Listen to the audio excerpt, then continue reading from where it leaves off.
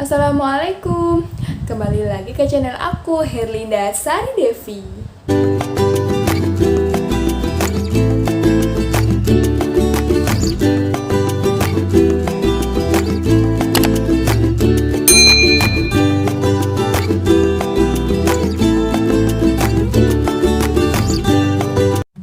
Di video kali ini aku mau sharing ke teman-teman semua tentang apa aja sih ya yang perlu dipersiapkan kalau kita itu ingin menggelar acara lamaran. Aku buat video ini harapannya dapat memberikan sedikit gambaran ke teman-teman semua tentang apa aja yang aku siapin. Tentunya berdasarkan pengalaman aku. Berhubung juga ada beberapa teman SMP, SMA, kuliah yang nanyain hal ini. Tuh, udah mulai banyak kan yang mau lamaran? Ayo, siapa? Ngaku lu! Apa yang aku share di sini nggak wajib banget atau nggak pakem harus ada kok. Itu tergantung kita seleranya gimana, mau create acaranya kayak apa. Belum lagi adat istiadat kan, dan juga lagi pandemi, jadi usahakan sesuai dengan protokol kesehatan yang berlaku. Oke, langsung aja kita bahas satu persatu. Memulai dengan pertanyaan 5W plus 1H. Ini beneran ya, gak bercanda aku. Aku tuh pakai ini supaya nggak ada hal-hal penting yang terlewat. W yang pertama adalah who. Sama siapa kalian mau lamaran? Tentunya harus ada calonnya dulu kan. Dan yang kedua tuh who-nya siapa yang mau kalian undang. Nah, berhubung aku ini nikahnya sama orang Jakarta dan aku orang Pati, Jawa Tengah, lamarannya kan ke Pati, ke rumah aku. Dan tentunya itu berpengaruh kepada penambahan biaya transportasi dan juga hotel. Kan gak mungkin acara lamarannya PP kan, bolak-balik Jakarta, Pati, gitu. W yang kedua adalah why. Ngapain sih kita ngadain lamaran? Ini tuh pertanyaan relate banget ya guys, tentang niat kita ngapain mau ngadain lamaran. Tentunya kan kita pengen menjalin hubungan yang lebih serius, ke jenjang pernikahan yang harapannya kita pengen yang sakinah, mawaddah, warohmah, yang sekali seumur hidup. Amin ya Allah, amin. Nah ini tuh penting niat itu, karena kalau kita ngurusin yang namanya pernikahan atau lamaran itu, kita kan gak punya pengalaman tuh. Jadi kita learning by doing aja. Kalau ada masalah tuh wajar, pasti ada kerikil gitu kan. Jadi kalau kita lagi emosi, lagi riwah gitu, kita ingat lagi, balik lagi, oh niat kita menikah, lamaran tuh untuk menyempurnakan setengah dari iman, menyempurnakan agama kita gitu kan. Jadi kalau ada masalah, kalau lagi emosi, kita cepat meredamnya, cepat terselesaikan gitu. Terus kita itu jangan menikah dengan alasan karena tertekan suatu situasi tertentu. Contohnya, oh karena teman aku udah pada yang married nih, sepantaran aku udah pada punya anak atau apa gitu. Terus juga karena umur aku udah 25, udah 30. Jangan karena itu nikahnya, karena itu gak baik juga buat diri kita gitu. Percaya deh, pokoknya tuh setiap orang punya waktunya masing-masing. Dan jangan juga menunda pernikahan karena omongan orang. Bolehlah difilter kalau ada nasihat, tapi percaya juga kalau setiap orang tuh punya jalan cerita bahagianya masing-masing. Percaya kan? W yang ketiga adalah what. Kita mau gelar acara apa sih? Konsepnya gimana? Dan apa yang mau jadi prioritas? Kalau aku dulu ambil prioritasnya di fotografer sama MUA, tapi bukan berarti yang lain gak penting ya. Semuanya penting kok dan harus saling mendukung supaya acaranya berjalan dengan maksimal. Maksud aku, skala prioritas di sini tuh mengarah kepada berapa budget yang kita persiapkan buat acara lamaran ini. Kan kita lamaran ngundang tuh yang namanya vendor catering, MUA, fotografer, dan yang lainnya. Nah dari sana kita dapat price list mereka, berapa dan apa aja didapat. Nah dari sana kita bisa menentukan skala prioritas. Contohnya, kayak kita misalkan udah pakai jasa MUA kelas 1, fotografer kelas 1. Yaudah gak apa-apa deh kalau catering pakai yang kelas 2, tapi bukan berarti gak enak ya. Maksudnya tuh kalau kita menu makanannya internasional kan lebih mahal, jadi pakai yang menu lokal. Terus kayak hiburan misalkan nggak pakai yang kelas 1, pakailah kelas 2 artis kabupaten, nggak yang ibu kota gitu. Itu yang aku namakan prioritas tuh kayak gitu. Tapi kalau teman-teman mau pakai jasa vendor yang semuanya pakai kelas 1, ya nggak apa-apa, malah bagus. Itu tergantung lagi ke kita gimana mau create acaranya dan berapa budget yang kita siapkan. Oke? Ini alasan aku kenapa aku memilih MUA dan fotografer jadi skala prioritas, karena menurut aku itu kan hari bahagia aku mau dong tampil cantik di sana gitu kan. Dan juga kalau aku pakai jasa fotografer yang bagus, otomatis kualitas mereka dalam memfoto, mengabadikan momen kan bagus juga gitu. Jadi kalau lihat album, lihat videonya tuh kayak wah keren ya, tuh biar senang gitu loh.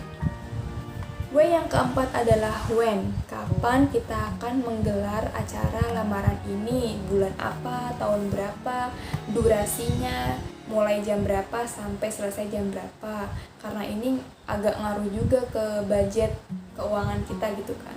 Contohnya kayak gini, kalau kita lamarannya di high season setelah Idul Fitri atau Idul Adha, banyak orang lamaran atau nikah itu kan, otomatis harga bahan pokok naik, dan itu relate ngaruh ke harga catering, bakal naik juga. Terus kalau kita lamarannya di gedung weekend apalagi, itu bakal naik juga harga gedung. Jadi ini poin pentingnya memperhatikan waktu kapan pelaksanaan lamaran. Yang kelima adalah where, dimana kalian akan melangsungkan acara lamaran ini. Contohnya di rumah bisa, di gedung bisa, di resort, di pantai, di danau, di gunung juga bisa kalau kalian mau gitu kan. Yang terakhir adalah 1H, how, bagaimana acara ini akan berlangsung. Ini tuh kalau aku lebih ke rangkuman, lebih mendetail yang menjelaskan tentang poin-poin yang ada di 5W tadi. Langsung aja kita simak. Dulu waktu aku lamaran, aku pengen konsepnya tuh nuansa peach dan bunga-bunga, dan ini ngaruh ke yang pertama, seragam. Aku pakainya atasan peach, ada juga yang motif bunga-bunga di bagian bawahnya gitu kan. Dan yang kedua, dekor aku juga bunga-bunga sesuai dengan konsep aku. Dan karena aku di rumah, acaranya cukup dekor panjang sekitar 2 meter gitu kan. Sesuaikan aja lah dimana kalian menggelar acaranya. Poin yang ketiga ini adalah MUA. Dulu waktu aku lamaran, aku ambil paket dari MUA. Nah, sepaket itu dapat apa aja? Yang pertama jasa rias, terus dapat jasa fotografer dari dia sama jasa dekorasi. Nah, dulu aku nanya, Mbak bisa nggak kalau rias aja? Bisa. Terus kalau dekor aja bisa nggak? Nggak bisa. Tapi ini nggak tahu ya, tergantung daerahnya tuh gimana peraturannya, mungkin beda-beda kali ya. Jadi aku ngambil aja sekalian 3, karena apa? Aku mikirnya biar nggak ribet gitu. Aku cuma menghubungi satu PJ dari dia, satu penanggung jawab langsung ke dia. Dia bisa menghandle ketiga-tiganya langsung. Tapi kalau aku ngambilnya beda-beda, oh fotografer dari sini dari A, MUA dari B, terus dekor dari C, tuh aku kayak ribet gitu ngubungin orang bertiga gitu. Sedangkan kan aku juga harus fokus ke acara aku. Tapi tergantung kalian, kalau kalian lebih enak sepaket ya udah langsung ngubungin PJ-nya satu. Kalau kalian pengen beda-beda ya nggak apa-apa, tergantung kalian. Yang keempat ini adalah catering. Ini bebas ya kalian mau ngasih berapa menu di acara lamaran kalian buat tamu-tamunya. Kalau aku dulu pengennya ada makanan berat, itu kayak nasi-nasian gitu kan. Terus juga ada makanan selingan atau ringan. Buat yang nggak pengen makan nasi bisa makan lontong sate. Terus juga ada snack-snack lah buat cemilan, jajan, kue, bolu, atau agar-agar atau apa terserah gitu kan. Terus juga ada air mineral, aqua, Cleo atau apa ya bebas. Dan juga aku ada satu minuman yang menyegarkan, itu aku pakai minuman tradisional dawet ireng khas dari daerah aku gitu. Jadi bebas mau kasih berapa menu. Yang kelima, pastikan berapa jumlah tamu undangan yang kalian undang, karena ini ngaruh ke catering. Jangan sampai dong cateringnya kurang, jadi dilebihin gitu. Yang keenam adalah hiburan. Ini bebas ya, kalau mau kasih hiburan organ tunggal kabupaten juga bebas. Kalau aku sih enggak dulu, jadi tergantung selera. Yang ketujuh adalah tenda. Ini opsional ya, karena aku kan acaranya di rumah, terus juga di ruang tamu kan, dan terbatas kan tempatnya. Jadi nggak semua orang bisa masuk di area ruang tamu dan rumah aku. Makanya karena aku ngundangnya tamu agak banyak, saudara Aji juga waktu itu agak lumayan, aku menyediakan tenda di halaman rumah aku. Ada kursinya, ada mejanya, itu sewa dari RT. Tapi kalau sekarang lagi pandemi kan nggak banyak-banyak orang tuh, mungkin cukup sih cuma di rumah sama di teras aja gitu. Sesuaikan aja. Yang ke-8 adalah MC, Master of Ceremony. Ini bisa pakai jasa WO, wedding organizer, tapi karena menurut aku masih bisa menghandle acara ini sendiri, aku nggak pakai WO ya. Jadi WO tuh fungsinya untuk menjaga rundown acara supaya rapi gitu kan. Tapi menurut aku lamaran aku bisa handle. Ini juga penting loh, pengalaman kepanitiaan sebagai divisi acara atau kalian pernah ikut acara di kuliah tuh ngaruh banget kalau kalian mengorganisir acara kalian sendiri, jadi ada pengalaman gitu. Dan aku MC-nya waktu itu pakai ustadz atau kiai dari desa aku. Tapi WO atau wedding organizer ini diperlukan sih kalau kalian acaranya di gedung lamarannya. Kalau aku karena di rumah aku nggak pakai, tapi kalau pas nikahan aku di gedung kan, jadi aku pakai gitu. Yang ke-9 adalah seserahan. Apa aja sih yang bakal dikasih dari pihak laki-laki ke pihak cewek itu bebas. Ini kan agak ngaruh juga ke adat istiadat masing-masing daerah. Karena aku orang Jawa, dulu ngasihnya ada pisang 1 sisir, ada kue-kue jajanan Jawa gitu. Jadi ada beberapa item barang yang Aji ngasih aku uang buat dibelanjain di sini. Kayak kue-kue tadi, tradisional kan nggak mungkin di Jakarta kan, beda kan, nggak ada. Jadi dia ngasih aku uang buat beli dan dihadirkan di acara lamaran itu jajannya.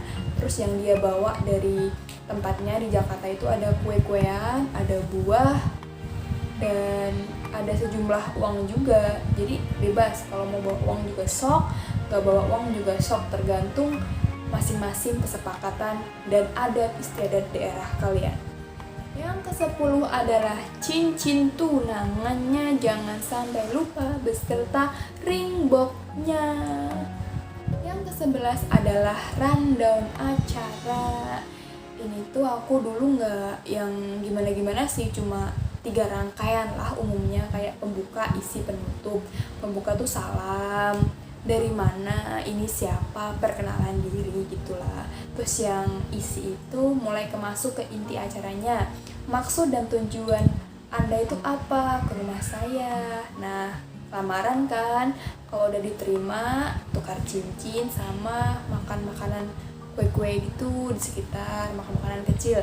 Terus yang ketiga, penutup itu doa ramah tamah sambil makan makanan berat yang sudah disediakan, dan juga bisa juga diselingi dengan kedua pihak keluarga membahas bagaimana sih rancangan acara pernikahan ke depannya. Ke-12 adalah mikrofon pengarah suara. Ini opsional juga gitu kan, karena aku tamunya agak banyak, di luar di tenda juga ada, jadi diperlukan pengarah suara gitu. Tapi kalau cuma serumah aja, seruang tamu, karena pandemi kan jumlahnya dikit tamunya tuh, jadi nggak perlu pakai pengarah suara kayaknya. Yang terakhir adalah akomodasi. Nah, karena suami aku adalah orang Jakarta dan acara lamarannya di Pati, di rumah aku, otomatis dari keluarga aku menyediakan tempat tinggal atau hotel, dan dari Aji dia juga menyediakan transportasi untuk keluarganya dari Jakarta ke Pati. Nah, ini mempengaruhi ya, siapa jodoh kalian tuh mempengaruhi poin-poin apa aja yang dibutuhkan selama acara lamaran. Oke, selesai deh. Di sini aku fokusnya sharing ya teman-teman. Apa yang aku tahu kan sesuai dengan pengalaman aku. Kalau aku ada salahnya aku minta maaf. Kalau ada yang baik bisa diambil gitu kan. Dan jangan lupa buat like, comment, and subscribe. Dan kasih tahu aku nextnya mau bikin video apa. Oke, thank you for watching. Semoga bermanfaat. Wassalamualaikum.